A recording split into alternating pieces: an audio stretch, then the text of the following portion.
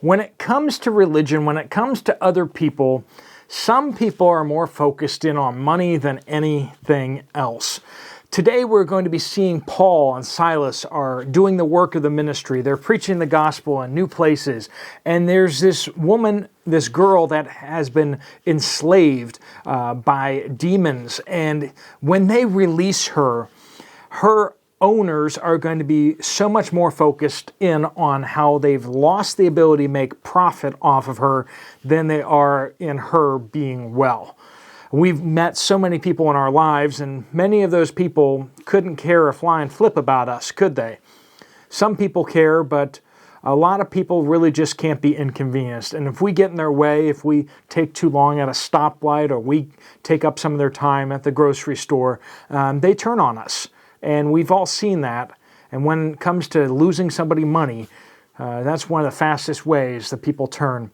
We're going to be seeing how this is affecting Paul and Silas's ministry, how they're focused on the Word of God and saving people.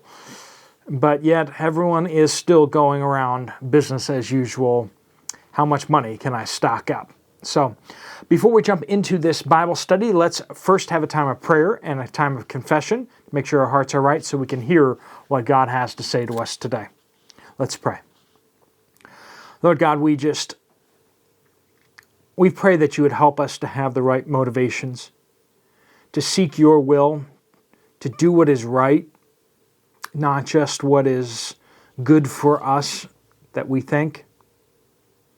And when people fight back against us or push back against us, even though we're focusing in on the right things, help us to understand, with their hearts being in the wrong place, that they don't value the right things that they ought to. Help us to have patience and love for them, knowing that we once were and sometimes default to that as well.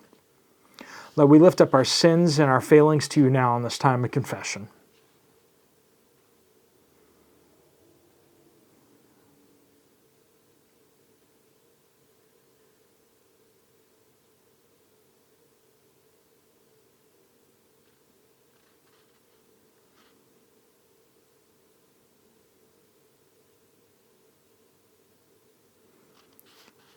May you fill us with your Holy Spirit, Lord. We want to walk with you and to do all the things that are pleasing to you. Lord, help us to do these things and to hear your voice this morning. Lord, we pray all these things in Jesus' powerful name. Amen. Let's pick up in Acts chapter 16, verse 11. And if you join me with your Bible, if you can, or scroll with me. From Troas, so they just got this Macedonian call. They saw this vision of this woman asking them to come and help. And so they leave modern-day Turkey and they set sail across the bay, the sea, until they get to northern Macedonia. From Troas, we put out to sea and sailed straight for Samothrace, the next day to Neapolis, and from there to Philippi, a Roman colony and a leading city of the district of Macedonia. We stayed in that city for several days. On the Sabbath day, we went outside the city gate by the river, where we expected to find a place of prayer. We sat down and spoke to the women gathered there. A God-fearing woman named Lydia, a dealer in purple cloth from the city of Thyatira, was listening. The Lord opened her heart to respond to what Paul was saying. After she and her household were baptized, she urged us, if you consider me a believer in the Lord, come and stay at my house. And she persuaded us. So they go across the ocean, and it says that they bounced here and there because they usually try to take only short hops out in the open sea. So if the weather turns, they're in a port. So they pop to a few places, land in Philippi, and so they start trying to preach the gospel here in Philippi. What's his normal method? He goes to the synagogue. Why doesn't he go to the synagogue here? He doesn't go to the synagogue because there is no synagogue there. In order to establish a synagogue, you first need to have 10 believing Jewish men. 10 believing Jewish men. And if you don't have the 10, then you can't establish a synagogue. So what do? Well, oftentimes they would have God-fearers or Jewish people coming through the city or whatever. They would have some sort of arranged place for them to have a time of prayer. Kind of like a synagogue service, but without the synagogue. And so apparently they heard that it was down by this river. So they go out to the river where they expected, and they expected because they were probably told. They asked, and they found the God-fearing women there. And one of them was Lydia. And so she hears the gospel. She's seeking God, and then she hears the gospel, and she believes. And so they enter into her home to stay. They need lodging somewhere, and so she's apparently wealthy enough that she has a big enough house that has guest rooms and all that kind of stuff, and lots of people working there. So they decide to stay with her and are preaching the gospel out of her house. Verse 16.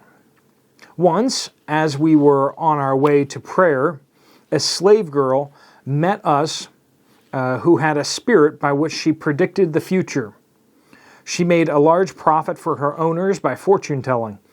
As she followed Paul and us, she cried out, "These men who are proclaiming to you the way of salvation are the servants of the Most High God." She did this for many days. Paul was greatly annoyed. Turning to the spirit, he said, "I command you in the name of Jesus Christ, come out of her." And it came out right away. When her owners realized their hope of profit was gone, they seized Paul and Silas and dragged them into the marketplace to the authorities. Bringing them before the chief magistrates, they said, "These men are seriously disturbing our city. They are Jews and they are promoting customs that are not legal for us as Romans to adopt or practice." Namely, they stop worshiping the emperor. They must worship the emperor. And they're saying, don't worship the emperor. So that is illegal to practice. It's already illegal to be Jewish because, they also say the same thing. But the Christians were doing it openly and preaching not only to the Jews, but they're stirring up trouble by proclaiming this to everybody, all the Gentiles, all the Greeks and Romans and everyone. The crowd joined in the attack against them, and the chief magistrates stripped off their clothes and ordered them to be beaten with rods. After they had severely flogged them, they threw them in jail, ordering the jailer to guard them carefully. Receiving such an order, he put them into the inner prison and secured their feet in the stocks. So,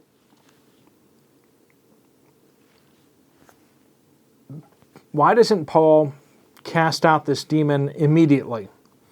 It seems like he kind of waits until he's annoyed and he doesn't want to deal with this anymore, and so he casts out the demon just so that it stops harassing him. Of course, you almost wonder why it seems to be harassing him so bad, because the testimony that the demon is giving seems to be a good one, right? These men who are proclaiming to you the way of salvation are the servants of the Most High God. I imagine at least initially, Paul and Silas were like, "Yeah, you heard the crazy girl who predicts the future.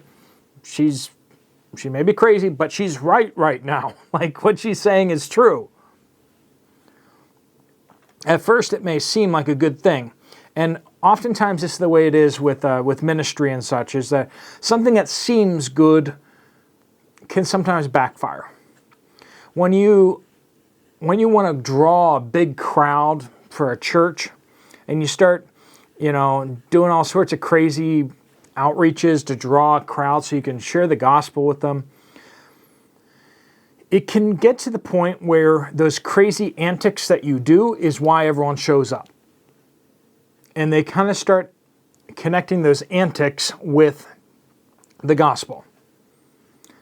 Well, then God must be really into crazy, stupid stuff, when God isn't. God wants you to deal seriously with Him and to believe in faith, right? Here, just like Jesus had a similar situation where a demon-possessed person was basically like, you are the Son of God, right? And he commands him to be silent. People should believe the truth because they hear the truth, not because you must believe. That's really the end of it. It's not just about communicating information, but stirring up faith. And where does faith come from? As we're told in Scripture, it says, faith comes from hearing the Word of God. So Paul and Silas are trying to share the Word of God, and this girl is screaming and interrupting and saying, these men are the, what she's saying is true, but she's not sharing the Word of God. Because this demon rightly knows that what will save the people is hearing the Word of God. Not just hearing the truth, and actually hearing the truth can desensitize people to it.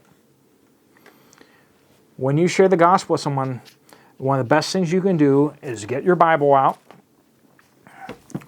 open it up, and ask the person, could you please read this? Could you please read this verse?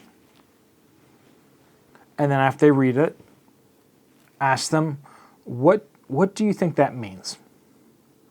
Having people engaging with the Word of God, if the Holy Spirit's at work with them, in them, the Holy Spirit will take that Scripture and just push it down into their heart. And that's what happened to many of us, whether it's over a long time because you were attending a church as a child and you heard it again and again and again.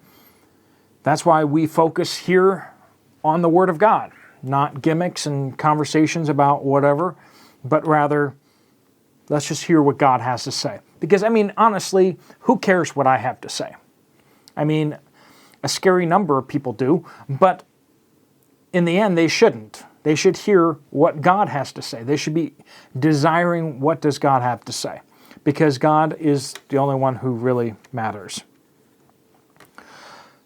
Then these men, they lose their income because they're using this girl for fortune telling, and it's a lot cheaper than slaughtering like a goat or whatever and looking at the innards and looking at all the, the voodoo stuff that they used to do back then, to ascertain what the will of the gods was. A lot cheaper just to ask the girl. And that's what people were doing. So they're making like money hand over fist. So when he casts out the demon, these guys are out of money. Their investment has lost all its value, so they start stirring up the city. Suddenly they're all about religion now. It's not that we lost money, it's about something else. And usually when people attack religious leaders and people who are doing the work of God, or even when they attack you or me, oftentimes it's not for the reasons they say it is. It's something else. It's something that they don't want to admit publicly so they trump up charges some way and they lie about you. And this is how it's been going for 2,000 plus years against Christians. They lie about the Christians and accuse them of all sorts of things. And so the chief magistrates just immediately go into punishment mode. The crowd's worked up. Let's just beat these people and do whatever we want. Now this is a Roman city, so a lot of the people there are Roman citizens. So the Roman citizens are like, these people of privilege are like, let's just, these rabble-rousing Jews are here, let's just beat them. And they do that. Now there's going to be some blowback from that because they don't realize that Paul is actually a Roman citizen. And they're not allowed to do that without a trial. And they just went ahead and did it. So these guys that are defending the peace and order really just went out there and just had a riot. They just went off the handle. And you can kind of expect people to do that. People who claim that they're defending democracy throw democracy out the window. People who claim to care so very much about fighting against Christianity because they're atheists. but really they secretly believe in God or whatever. People often don't say what they really mean because they know that what they really mean is not acceptable, and so they make something else up. Hence the lies. So when people are lying about you, that's why they're doing it. That's why they're doing it. And it doesn't make it right, doesn't make it easier, but in some ways just so you can understand what's going on. Well, let me pray a prayer of blessing over you, and so we can deal with the folks that are that may be coming after you. I don't know. Or maybe people have come after you in the past. Let's pray. Lord God, I pray you bless each person here watching this video, especially those who have been hurt in the past or who are being attacked now with lies and just false accusations. People who have agendas for whatever reason are coming after us, particularly if it's because of our Christian faith. I pray you give strength and courage, that we would feel your presence with us, that we can stand up and give a good testimony. Paul and Silas were attacked because they did good things. And Lord, so often we get attacked because we try to do good things too. Sometimes we get attacked because we did bad things. But Lord, I pray that you would help us walk through these difficult situations, that we would love others even when they are our enemies. Lord, we pray all these things in Jesus' powerful name. Amen. All right, folks, thanks so much for joining in on this study. Make sure you check the comments down below if you haven't already to see if there's any prayer requests and also to interact with some folks. If you have some time and you want to check out some other Bible studies, there's some right here on the screen. I'll see you over there, or I'll see you later. God bless you all.